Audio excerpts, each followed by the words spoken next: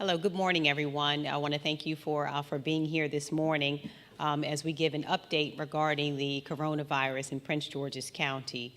As you know, Prince George's County has been hardest hit really in the region regarding corona. Since March, we've had over 26,096 residents who have been sick with this virus. Over 3,698 have been hospitalized, and unfortunately, 774 Prince Georgians have lost their lives to this virus. And so in a 6-month span, this has just really been a terrible time for us in our county, and we continue to grieve with those who have lost loved ones, and we also continue to think about and pray for those who are still recovering. I can tell you, and I've said it over and over again, these are not numbers for us. These are people. These are the folks that we love, our neighbors, friends, family members, colleagues. This has been so personal for all of us, and so we have been really vigilant in the way that we have handled every decision around coronavirus. Governor Hogan announced Tuesday afternoon that the state of Maryland will move to the third and final phase of reopening with modifications this Friday ahead of the holiday weekend. And what I can tell you about Prince George's County is that we are not there yet. We still have, although our infection rate is around 4.1%, and you know that this has been a marked improvement for us. I want to thank Dr. Carter, thank everyone over at the health department. They have done a yeoman's job in terms of leading us through this pandemic. You may recall that we were somewhere in the neighborhood of 43% positivity rate in April. So to come down to 4.1% really has been a lot of progress for us. Yet we are concerned because we still have around 13 of our zip codes that remain over the 5% threshold. And so we remain concerned about rolling back restrictions before we see progress in those areas as well. The county is also seeing 11.4 cases per 100,000 people daily, which is above the state's rate of 8.7 cases per 100,000 people, and that's been the marker that's been used. With that said, we have again made astonishing progress in our county, and I want to thank every Prince Georgian. You all have done an amazing job in terms of adhering to the advice that we've been giving. We've been really listening to medical professionals, scientists as we've made decisions, and so this has allowed us really to make a lot of progress. But I should caution us that since July 4th, our public health officials have become really concerned about a resurgence of COVID-19 in our community. We know that leading into the July 4th weekend, our community was seeing a sustained decline in COVID-19 with low numbers and a low rate of infection. And after the 4th of July weekend and all of the gatherings that happened over that weekend, we saw a spike in cases, and we are still working to this moment to recover from that spike. And so I tell you that because it is critically important, and I want everyone to please hear me on this. It is critically important that we not become complacent with COVID-19. I know that we have dealt with this for a long time, and so many are getting restless. But as we approach this coming holiday weekend, I am urging all of you to please listen to my voice. You're going to hear from Dr. Carter, and I'm sure his voice will be even more stern than mine where this is concerned. But we do not want anyone to become complacent and to feel that COVID-19 is over, to begin hosting the large family gatherings and other things this weekend that will lead to a spike in cases and lead to a resurgence of these cases. Again, we are still recovering from July 4th, and so we are very concerned about Labor Day weekend. We want you to continue to wear your mask. We want you to continue to social distance. Again, the large gatherings, we will host those, God willing, next summer. But as far as this summer and this Labor Day is concerned, it is not yet safe for us to do that, and we want you to really listen to us regarding that. And I know that the pandemic has been hard on all of us in terms of our health, but we also remain concerned about the way that it has affected our business community. This has been devastating for so many of our businesses who have made sacrifices and who have seen losses, and we know that they are hurting as well. And so when our business community suffers, so does our community and our local economy. And so we really do appreciate the hardships that have been endured by the business community. We pledge to you, everyone in the business community, that we will be here for you, that we're going to continue to work alongside you to do everything we can to help you recover from this. We have dispersed funds through our Business Relief Incentive Fund. We've also held webinars and offered other resources to help our businesses stay afloat and get back on track. And I'm happy to report that of the 670 applications that we received through our incentive fund to assist businesses during this devastating time, we have allocated over $20 million, to be exact, $20,190,000 in grants to almost 60 local and small businesses. More than half of those have already received the funding that they applied for, so I want to thank the Economic Development Corporation, who have done an outstanding job in working with our businesses to try to push that money out to them that was critically needed to save those jobs and to keep those businesses afloat. We know that 78% of the recipients were minority-owned businesses, 43% were women-owned businesses, 5% were veteran-owned businesses, and 6% were Latino-owned businesses. And so we believe that the dollars we disperse, the $20 million, really will go a long way in terms of saving jobs. You know, we have lost over 154,000 of our residents have become recently unemployed, and so it's been really important to us to make sure that we spare any additional job loss. And while we reopened at a rate that was measured and safe for our community, we launched also the COVID-19 Ambassador Compliance Program to inspect businesses to make sure that the actions of a few do not go on to affect and have far-reaching consequences for the whole community, requiring us to close those businesses again. So that compliance team, the ambassadors, you'll see, are very serious. They have been doing a wonderful job. And I want to thank the business community who have stepped up. They have been so responsible in making sure that their businesses are complying with all of the rules, with the wearing of the facial coverings and the social distancing. And so we really want to compliment the business community and ask all of those who are patronizing those businesses to be respectful when you go into the businesses and make sure that you are assisting them. I've been in a good number of businesses, and I think that most are complying, but I want to remind people that when you go in, the mask is not to be worn beneath your nose.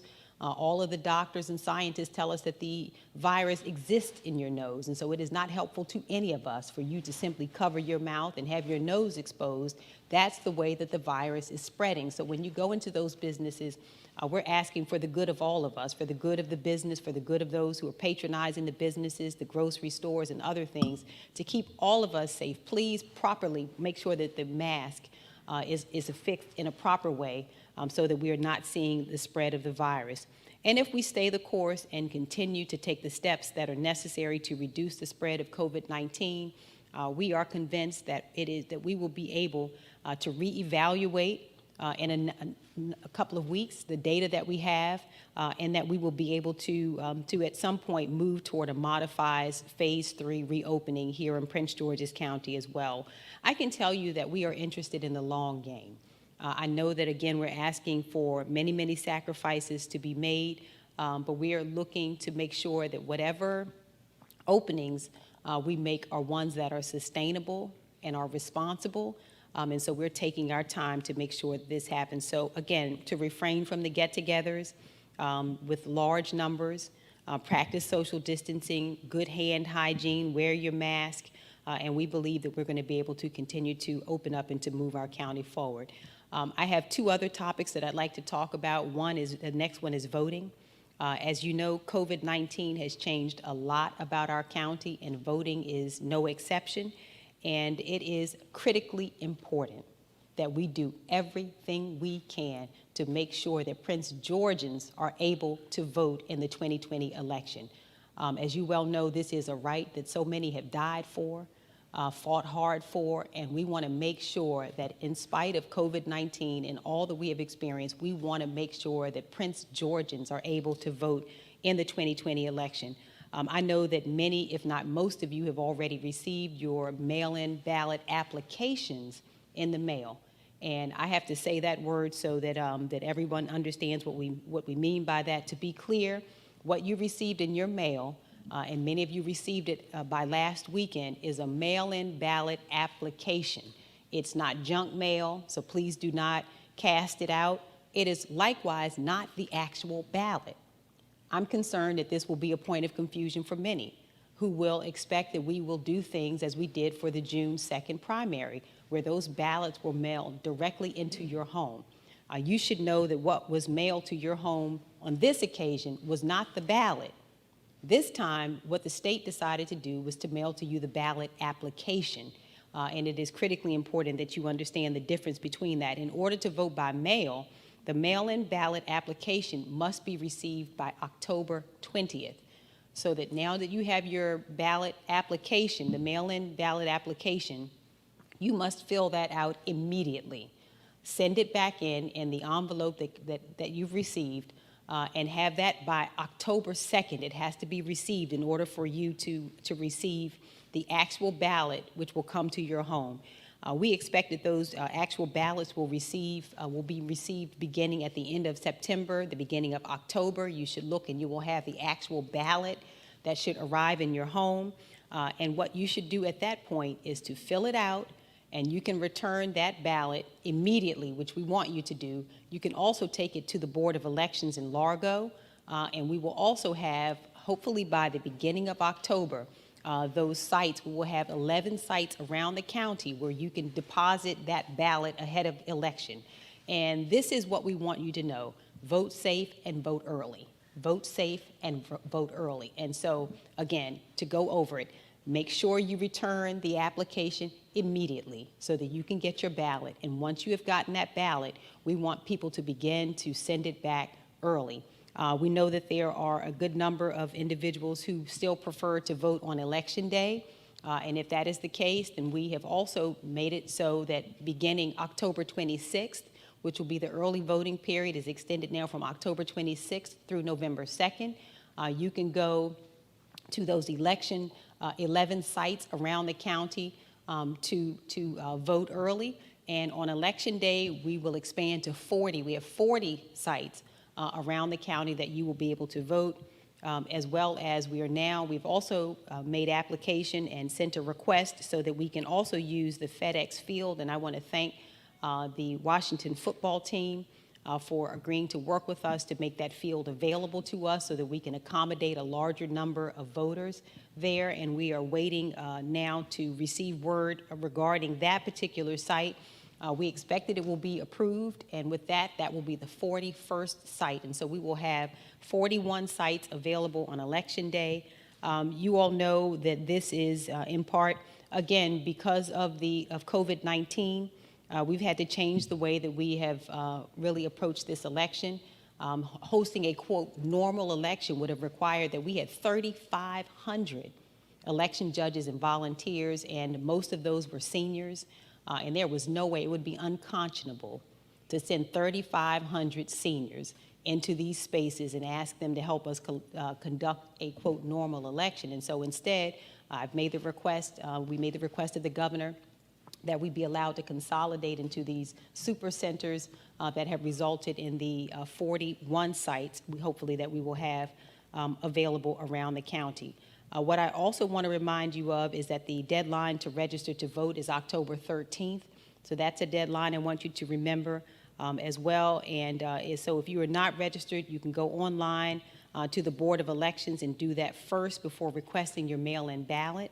And also to remember, again, the other deadlines, that early voting will start October 26th and go through November 2nd. Remember also to fill out your mail-in ballot application by October 20th so that you can get your ballot. Now, also, we want you to know that the early in-person voting centers will be open from 7 a.m. until 8 p.m. And residents may cast their vote in any of these early locations as always. And so this is what we want you to know, is that we are going to do everything in our power to make sure that absolutely nothing stops Prince George's County from being able to show up in this next election. And you should know that the mail-in ballot has been extremely effective for us. That in the last election, we saw that 96% of Prince Georgians voted by mail. We also know that as a result of having mailed those ballots into the home, that we saw the highest voter participation that we have seen since the 2008 election. So we are expecting that we will exceed the number of participants that we saw in the June 2nd election. So this is going to be a historic turnout that we expect for this election, and we're going to do everything we can to be prepared for it. The final item that I wanted to discuss with you is child care. You should know, again, that there have been so many ways that we have been impacted, that the coronavirus has impacted us, and one of them is in the area of child care. It has been really, our child care centers have been hit hard. In fact, we know that about 40% of them have been unable to reopen as a result of the coronavirus, and that our parents have been adversely affected. This has been very difficult for families who have been trying to find ways to find safe child care for their students and children. And so we are doing really what we can to make sure that as a county, this will be a priority for us to assist our families and parents. And so the county has already set aside, we used $725,000 to maintain our child care facilities. We provided grant funds to those facilities to make sure that they were able to make payroll, cover mortgages and rent, pay utilities, and buy personal protective equipment. But we're going to continue to do more, and this program will provide grants to child care centers that have had to close their doors. And what we wanted to announce as well is that we have now, I have allocated an additional $2 million of CARES Act funding to our child care program, and we are going to allocate $1.4 million for child care centers and $600,000 for child care for those who care for children in homes. To qualify, our child care providers must, of course, be licensed. They must fill out an application and provide a set of required documents, including proof of licensure. They must also meet several eligibility requirements, and the child care providers may apply for those funds from September 4th through September 18th. Again, that's September 4th through September 18th. And this is a very important program that we have started. It's called the Child Care Provider Recovery Program. And we'll continue, again, to make sure that we do what we can to support all of our families and our precious children. So we're still making progress where COVID-19 is concerned. You know, I'm a little biased. I just happen to think that nobody's done it better than Prince Georgians, especially considering where we came from, that you all have adhered from the first moment we asked you to all of the messages and all of the advice that you've been given. You have done a beautiful job of looking out for each other. And I guess my request of all of you, most especially as we approach Labor Day weekend, is don't stop. Let's continue to do what we have done as a county and as a community, and that is to stand up for each other, to really make sure that we're protective of each other. Again, I'm asking you as you go into these businesses to really be very respectful and mindful that they are doing their best to make sure they keep you safe and keep all of their employees safe. So to wear the mask appropriately and cover your nose, please don't put it down beneath your chin or on your nose, but to please make sure you're doing that. Social distance, wash your hands. And really, I know how difficult it is because I love to get together with my family as well.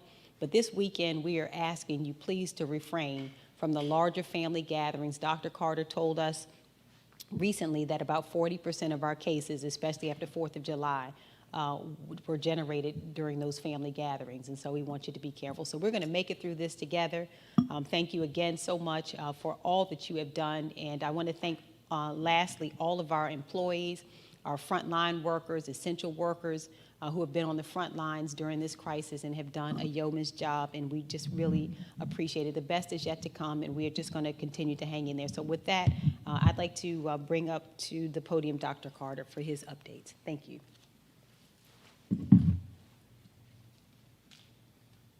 Thank you, Madam County Exec. Good morning, everyone. Since the beginning of the pandemic, data and reasonable caution has driven our decision-making. Right now, our numbers, while continuing to improve, clearly show it's not safe for us to move to phase 3 yet. We do not want another curve to overcome that puts our residents at high risk. We've already done that twice now, and each time it took us months to get to a flattening. We're coming up on another holiday weekend. If we stay vigilant together, the road ahead can be a lot smoother. If we don't wear a mask, if we don't stay 6 feet apart, and we're not smart about our personal gatherings this weekend, we might as well buckle up for another big surge. I'm going to go a little bit into the numbers now. By the end of June, our initial case curve, the one that formed in March, the large one, became a nice downhill slope. At that point, we had 577 new COVID cases a week. The week following July 4th, our numbers shot back up. For the rest of July, Prince George's County saw almost 1,000 new cases a week. Today, we're seeing a decline in these new cases a week. However, the number of new cases last week is still hovering around 700. That's still way above our summer low point of 577. That was before the July 4th weekend. Additionally, I want you all to know that nearly 1 in 4 of Maryland's cases have been our residents. And the more than 780 Prince Georgians who we've lost to COVID accounts for 1/5 of those who died in Maryland. This shows we're not out of the fight. We need to see further reductions to feel comfortable about moving into new reopening and new phases. When our cases crept up in July, so did our hospitalizations. We went from 45 people per week hospitalized in county hospitals due to COVID to 65 by the end of July. Thankfully, our bed space capacity remains in pretty good shape. About 60% of ICU and acute care beds are available in our hospitals with the additional surge capacity. However, the number of people in a hospital bed in the county due to COVID is not dropping as much as I would like to see.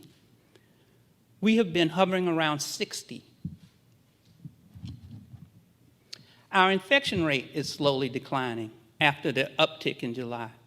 The infection rate measures how many other people a COVID-positive person infects. Right now, the county infection rate is just slightly under 1 at 0.92.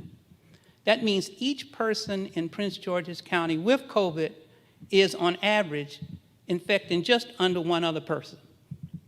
This means the virus is still slowly spreading in our community. We want to keep the infection rate as low as possible. Before July 4th, our infection rate was 0.74. So you see, we've come up. Another key data point in is our positivity rate, which the county executive spoke about earlier. This is the percentage of COVID tests that comes back positive. Throughout August, it has slowly declined, and in mid-August, we finally dropped below 5%. That's sort of the benchmark. Right now, we're at 4.1% positivity rate. We have only been below 5% for 2 weeks. Given the increase we saw after July 4th, we should be very cautious assuming that this is going to continue to go down. Additionally, our positivity rate is higher than the statewide average of 3%, and it remains one of the highest in the state. I'm giving you a steady diet of numbers today because it shows where we are and how important it will be this holiday weekend to be smart, safe, in order to stay healthy and well. As the county executive said, but it bears repeating, we all must wear a mask when we're around people in public who are not members of our household. Please remain 6 feet of distance from others who are not in your household. Wearing a mask, staying 6 feet apart, work together in tandem to keep us safe, healthy, and free from COVID. We must perform both to slow this virus down. Avoid crowds, please. Don't host large parties. Don't attend large parties. As the health officer of Prince George's County, my #1 job is protecting the health of nearly 1 million residents. I know how disappointing it can be to hear some of our neighbors are reopening more quickly than we are, but it's just as soon that we don't reopen so that we won't take a backwards trend. I also understand how difficult the pandemic has been on our business community. On a personal note, before I came to the health department, I was a small business owner. I owned retail clinics in 4 states in the United States. And I bought those in 2007. And you know there was a huge recession that showed up in 2008. And when that happened, I had to meet the challenge of trying to keep that business open. It was very difficult. So I have lived through that, having to lay people off and telling people they no longer have insurance or they don't have enough money for child care. I've had that experience with over 90 employees that I've had. And I can tell you, I do not, as the health officer, want our county to suffer through that because it's extremely difficult. And these are just tough questions. And this pandemic has forced all of us to strike the difficult balance between protecting our public health while maintaining economic health as much as possible.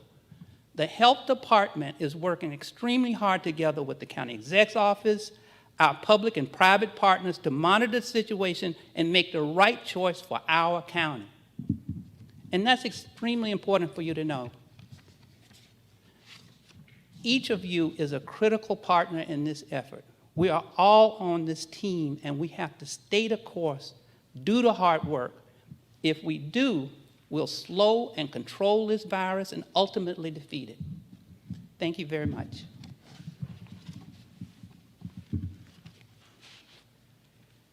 Okay, so now we'll take any questions. Dominique? This question is for Dr. Carter. I'm curious to know, because of the high number of cases Prince George's County has seen more than any other part of the state, how close are we in this county to possibly herd immunity? The idea that the more people that have it, the people will be sort of impacted by this.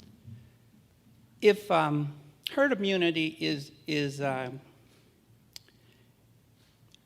not a public health solution. That's number one. If we had, when the virus first hit, if we had allowed herd immunity to go on, we would have experienced somewhere in the order of 10 to 30,000 deaths, and 60 to 70% of the community would have acquired the disease. That's not a public health solution. Herd immunity is, if you advocate herd immunity, you're basically advocating that some people will die, and that's okay. So the plagues that you have read about in history, the Black Plague, they acquired herd immunity, but they lost millions of people. Native Americans in this country who got exposed to viruses when Europeans first came over, they didn't know about what we're doing. So they lost 80 to 90% of their population. Herd immunity, it shouldn't even be brought up in the conversation of public health. Yeah, Tracy. You said for county executive? Yes. Oh, I'm sorry. Yes. There have been county executives who have complained about Governor Hogan not coordinating with counties before making announcements. Can you respond to that? And then also, do you have a response to President Trump saying that we should vote twice? Oh, well, voting twice is illegal, so I think we can just start there. And, I don't know that I even have to say how breathtaking it is to have the President of the United States suggest that we should break the law. So we obviously don't agree with that. And we believe that people should vote according to the law, but by all means they should vote. That's what we believe. And you talked about the county executives who have complained. You know what? We're all trying to make it through this together. And what I can tell you is that we have communicated with the governor's office and that they have been available to hear from us.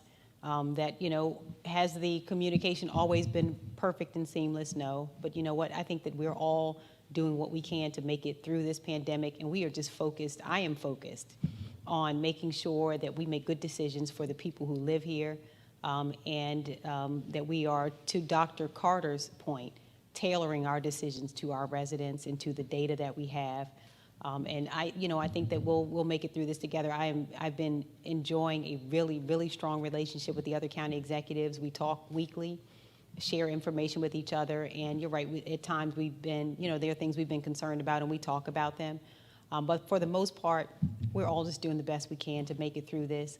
And I have felt that when we reach out to the governor's office, we get a response from them.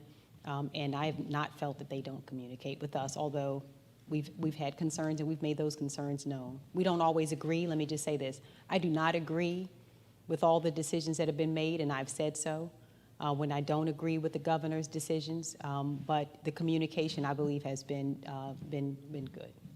Well, Hi, Executive. Aisha here from Fox 5. I guess you talked about the unemployment rate for Prince George's County, and we know it's the third highest one in the state of Maryland. Given the fact that I know, even though Maryland's moving into phase 3, Prince George's County and our neighboring county, Montgomery County, are moving in a different direction. I know you touched on that. Can you elaborate a little more on if there was any reopening within Prince George's County? I mean, that could help some of the unemployment rate. Obviously, our businesses as well. Can you touch a little? Can you expand a little bit more on that? Well, the point is that Prince George's County is situated different than any place else in the state. Dr. Carter just mentioned that we account for about a fourth of all of the cases in the state, which is huge. And so we don't compare ourselves to other jurisdictions because they are not comparable to how we are. We're disappointed about our job losses, very disappointed because Prince George's County has led the state in creating those jobs over the last 5 years. So we have created more jobs than any jurisdiction in this state over the last 5 years, year over year. So nobody is more disappointed than we are over the job losses. And if you consider Montgomery County and Prince George's County together, we account for 40% of the state's economy. So we do not take lightly closing businesses and not moving to different phases. But we also know, again, that we have to make decisions that are both responsible and sustainable. Opening today and having to close again tomorrow is not a good choice. And so the decisions we're making are really designed to make sure we can continue into the future. And we'll continue to make those decisions. But we expect that we'll be able to continue to open. But we just have to do so in a responsible way. well, Morning. Governor Hogan, his third phase of the recovery plan mentioned some of the high-risk activities of movie theaters and indoor venues wouldn't be done until the vaccine or effective therapeutics is right there at the front.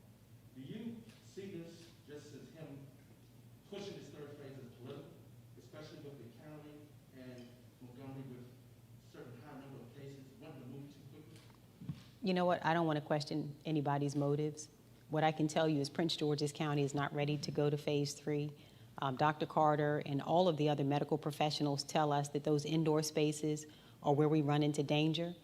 In fact, we've been in contact with California and other jurisdictions that have really seen their numbers, the resurgence of numbers, and have had to go back to closing.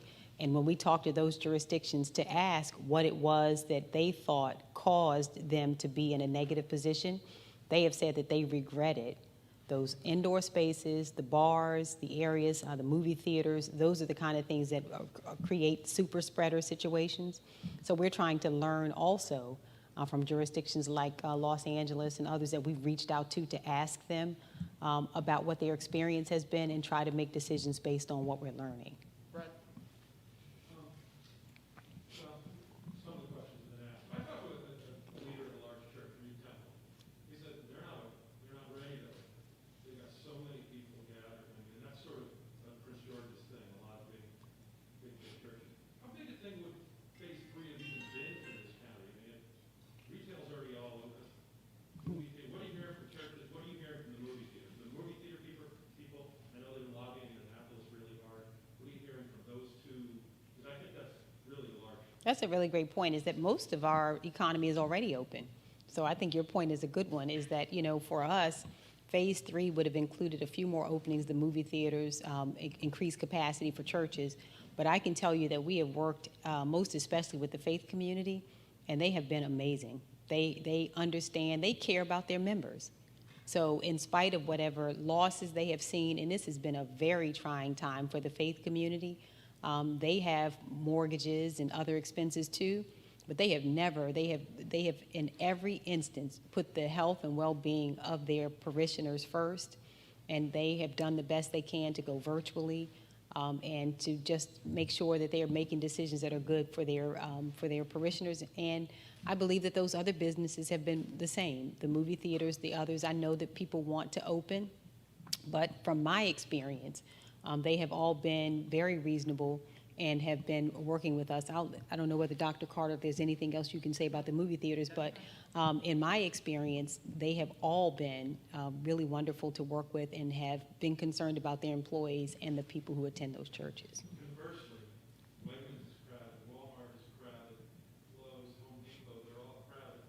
What's kind of the difference? Why not allow the movie theaters to go in at 25% capacity or something like that, which I think Baltimore is going to do? So it's not that we won't ever allow it. What we're saying now is that we open the spaces that, obviously grocery stores are essential. So we have to open grocery stores and make it possible for people to go in those areas. But we are going to make the other decisions as we go along. And there's no comparison between movie theaters, some of the other indoor dining. Those, again, are the areas that we've all heard really contribute to the spread of the virus. And so we're being really cautious and really responsible. And it doesn't mean we won't ever open it. It just means right now as we hover in between 4% and 5% positivity rate, and as we have 13 zip codes in the county that are still over 5%, this is the kind of information we're using to make the judgment. It's not because we don't want to go to the movies. It's because we believe that based on the data that we have, it makes it unsafe for us to do so at this point. Could you just explain very succinctly in terms of what the current executive also mentioned about why movie theaters are hard for the virus? Well, number one, they're indoors and you have a bunch of people crowded into the theater. That's number one. Number two, it's very hard to social distance in a movie theater, and they're in there for a prolonged period of time. And when you go to Wegmans, you're in, get your groceries, go out. In a movie theater, you're never hours. You know, there is one explanation about being aerosolized versus the droplets. That's still controversial. Why take the chance? So where we are right now is we say we're not going to increase our probability of spread by opening things that are closed that we don't need to open now. So it's reasonable, and all across the country, as the county executive said, it's been shown that movie theaters and other places can cause high spread. So we have to be cautious, and that's what we're going to do. Tony? County Executive, I had a question about the 41 voting centers that you mentioned earlier. Does that include FedEx Field, or is that FedEx Field going to be added on top of that 42? That would include FedEx Field. So right now there are 40 sites, and if we get the permission that we expect, then FedEx Field would be the 41st site. And will this be tents set up outside of FedEx Field, kind of like we had for when we were doing testing at FedEx Field, or will this be inside FedEx Field, having people go in to vote? You know, I think they're working out the details about the setup, but what we anticipate is that it would be inside on the field where they would have the different stations set up for people to vote. But the complete setup, I think they'd give us more information about that going on, but the Washington football team is working with us on it. We really appreciate it.